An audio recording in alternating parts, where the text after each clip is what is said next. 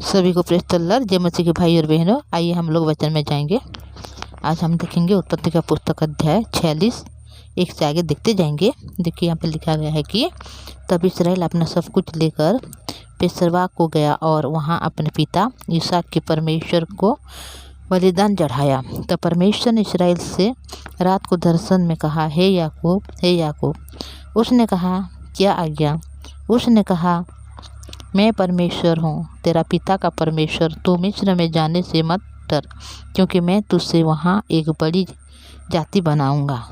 तो हम जब वचन में देखते हैं भाई और बहनों कि परमेश्वर ने पहले से ही अब्राहम के दिनों में प्रतिज्ञा को देकर आ रहे हैं और अभी याकूब को प्रतिज्ञा देने जा रहे हैं।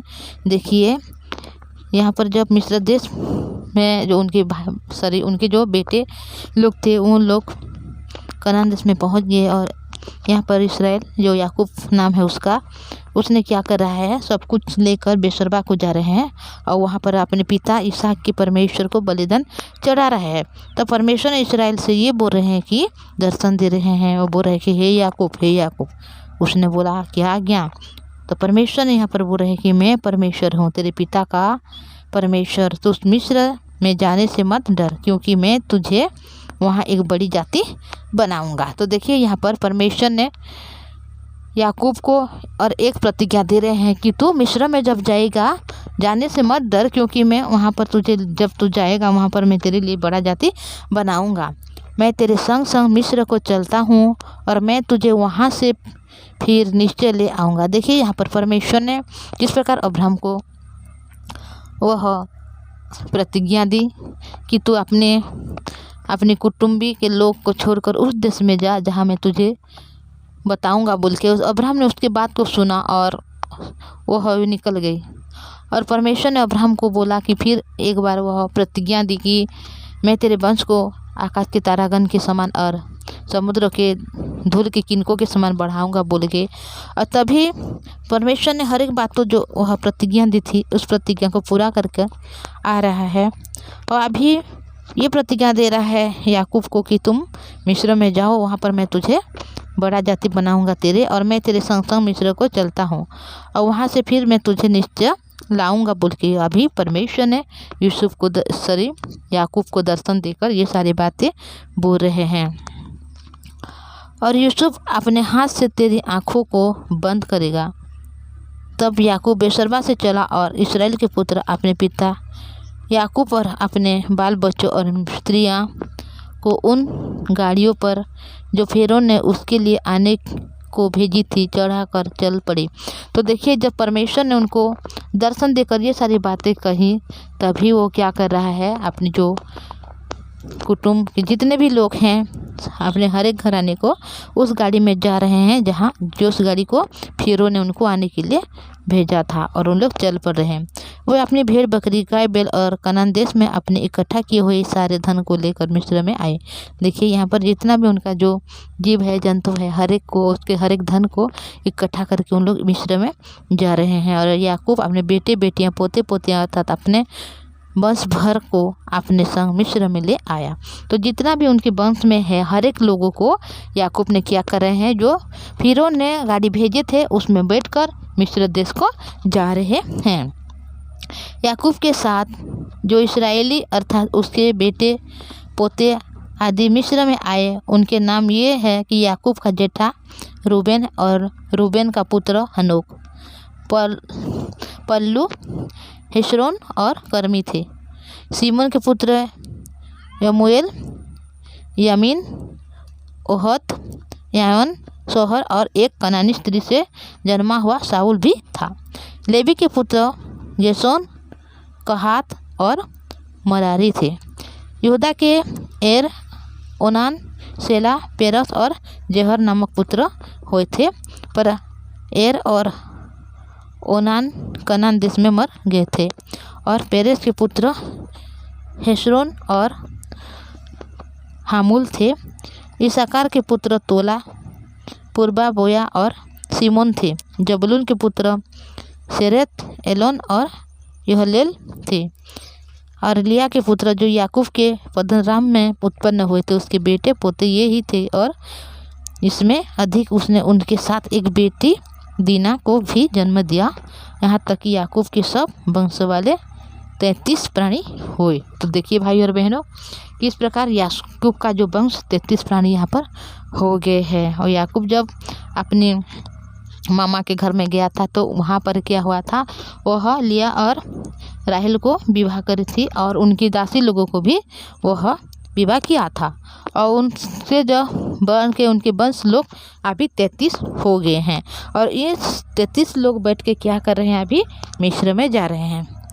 और फिर गाद के पुत्र सियोन, हागे, सुनी, एसोवन, एरी, एरेदी और अरेली थे। ओसेर के पुत्र इम्ना, ईसा, इब्बी और बरिया थे और उनके बहन शेरह थी। और अबिया के पुत्र हेबेल और मलिएल थे। जिल्फा जिससे लाबान ने अपनी जेठा लिया को दिया था, उसके बेटे पोते आदि में ये थे कि उसका द्वारा याकूब के 16 प्राणी उत्पन्न हुए। तो देखिए जितना भी मतलब वहाँ पर याकूब जिसको जो शादी किए थे हर एक कोई मतलब 33 प्राणी हुए बोल के यहाँ पर लिखा गया है उसके वंश के। और जब वह लिया के जो दासी थी उसके द्वारा जो उसके पुत्र उत्पन्न हुए वह 16 प्राणी थे। फिर याकूब की पत्नी राहेल के पुत्र यूसुफ और बिन्यामीन थे। और मिस्र देश में ओन याजक पोतीपेरा की बेटी आसतन ये यूसुफ के ये पुत्र उत्पन्न हुए, अर्थात मनश्शे और एप्रेम। और बिन्यामीन के पुत्र बेला, बेकेर, अपलेल, गेना, नागान, एही, रोस, मुप्पीम, हुप्पीम और आदर थे। और राहेल के पुत्र जो याकूब से उत्पन्न हुए थे उनके ये पुत्र थे, उसके सब बेटे पोते 14 प्राणी थे। तो देखिए बहुत सारे मतलब उनके वंश बढ़ चुके हैं अभी। और हर एक जो पुत्र उसका जो उत्पन्न हुआ है उनके द्वारा तो उनके सारे परिवार ने बहुत ज़्यादा बढ़ गए हैं। और ये दान के पुत्र हुमिया था और नप्ताली के पुत्र यहसेल, गुन्नी, शेर और सिल्लेम थे। तो देखिए याकूब का 12 मतलब पुत्र हुआ था। उस 12 पुत्र से और भी बहुत सारे मतलब पुत्र पुत्रियां उत्पन्न हुए और ये सब बहुत सारे हो गए। तो यहाँ पर क्या हो गया कि इस प्रकार याकूब के घराने के जो प्राणी मिस्र में आए वे सब मिलकर 70 हुए। यहाँ पर 70 प्राणी क्या कर रहे हैं, मिस्र देश में जा रहे हैं। और जितना भी थे उनके हर परिवार ने यहाँ पर आ गए मिस्र देश में। और फिर उसने यहूदा के अपने आगे यूसुफ के पास भेज दिया कि वह उसको गेशोन में मार्ग दिखाया। और वह गेशोन के देश में आए। तब यूसुफ अपना रथ जुतवा कर अपने पिता इस्राएल को भेंट करने के लिए गोरसेन को यहाँ पर आ रहे हैं। और उसे भेंट करके उसके गले में लिपटा और बहुत देर तक उसके गले में लिपटा हुआ रोता रहा। तो देखिए बहुत दिन से वह अपने पिता को नहीं देख पा रहा है ये यूसुफ ने, जो 17 साल से। तो अभी क्या हो गया भाई और बहनों, वो जब उसके पिता ने मिस्र देश में आ गए तो उसी समय यूसुफ ने अपने पिता को भेंट करने के लिए जा रहे हैं और उसके साथ गले मिल के लिपटे हुए क्या करे, बहुत सारे रो रहे हैं। तब इस्राएल ने यूसुफ से कहा, मैं अब मरने से भी प्रसन्न हूँ क्योंकि तुझे जीवित पाया और तेरा मुँह देख लिया। तो देखिए यहाँ पर बहुत खुशी हो रहा है उनके पिता भी जो याकूब, और कि मैं मर भी जाऊंगी तो मुझे कोई मतलब समस्या नहीं है, मैं मरने के लिए भी प्रसन्न हूँ बोल के यहाँ पर बोल रहा है। तब यूसुफ ने अपने भाइयों और अपने पिता के घराने को कहा, जो मैं जाकर फिरौन को यह कहकर समाचार दूंगा, मेरे भाई और मेरे पिता सारे घराने लोग कनान देश में रहते थे, वे मेरे पास आए हैं और वे लोग चरवाहे हैं क्योंकि वे पशु पालते हुए आए हैं, इसलिए वे अपनी भेड़ बकरियां गाय बैल और जो कुछ उसके हाथ उसका है सब ले आए। जब फिरौन तुमको बुलाकर पूछे तुम्हारा उद्देश्य क्या है, तब यह कहना, तेरे दास लड़कपन से लेकर आज तक पशुओं को पालते आए हैं, पर हमारे पुरखों भी ऐसा ही करते थे। इसमें तुम गोरसेन देश में रहने पाओगे क्योंकि सब चरवाहे से मिस्री लोग घृणा करते हैं। तो देखिए यहाँ पर जब उन लोग आ गए तो उसी समय वह अपने पिता और अपने परिवार को सिखा रहा है कि तुम लोग ऐसे बोलना बोल के। तब उन लोगों ने ताकि उन लोग गोरसन में रहने वाले बन सके, क्योंकि जितने मिस्री लोग हैं उन लोग क्या करते हैं, चरवाहे को घृणा करते हैं।